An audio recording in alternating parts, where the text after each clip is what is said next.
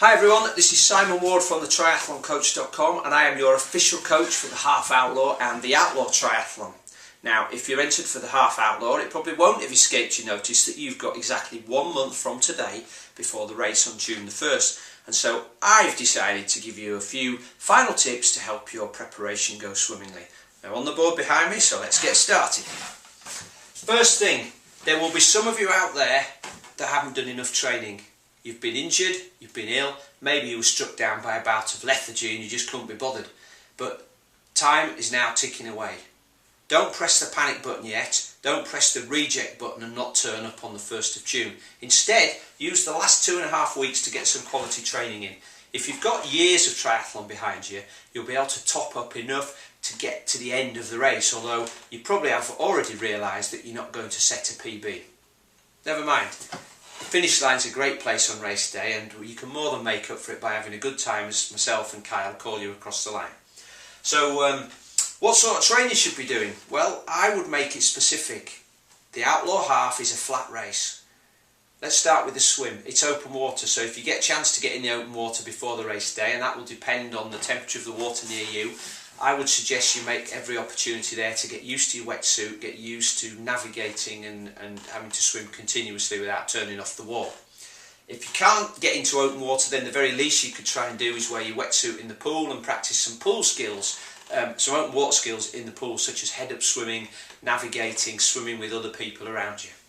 Okay, and the benefit of reminding yourself how that wetsuit feels. On the bike, it's flat. I'd suggest that you use your aero bars, get into the aero position, make yourself as aerodynamic as possible because it is a bit exposed at parts and can be subject to headwinds and crosswinds, so the better you can cope with those, the faster you'll go.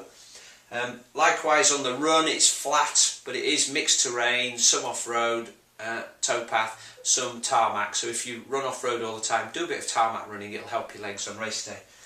In terms of kit, as I said, make sure you fit in your wetsuit if you haven't tried it on since last year, make sure you're still comfortable in it.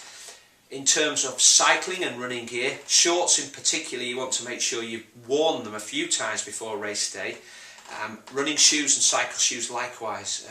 The race is not the time to find out that those really expensive shorts you bought are very, very uncomfortable because you'll just be in discomfort all day long.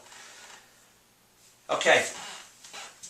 So your training should be more volume, more mileage. Can you do the distance? If you want to test yourself, don't do the full distance in a full triathlon. What I would do is take maybe 14 days before, take a weekend, 3 days, Friday, Saturday and Sunday, swim 2k on the Friday night, cycle about 40 to 45 miles on the Saturday and then walk 8 to 10 miles on the Sunday. If you can do that on 3 consecutive days, you've got enough fitness to get you through the event with all the adrenaline and all the people around you on race day, so panic over. Okay, to enhance the extra training you're going to do, you need to eat quality food.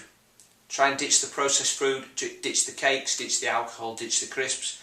Eat good quality food, vegetables, mostly, fruit, protein, good quality carbohydrates. It's what we call nutrient dense foods as opposed to cakes and crisps which are calorie dense.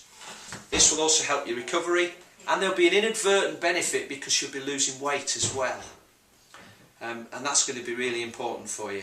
What you don't want to do is force the weight loss by cutting the calories because that will hinder your recovery. And while we're talking about nutrition, if you haven't already used High Five products, I suggest you start now if you're planning to use them on race day. And if you're not planning on using them, then get used to the ones you are going to be using. Okay, so that's it for now. Enjoy the rest of your training. If you've got any questions, you can always forward them to me via the One Step Beyond website or on their Facebook or Twitter pages. But until June the 1st, happy training and I'll see you on the finish line. Bye for now.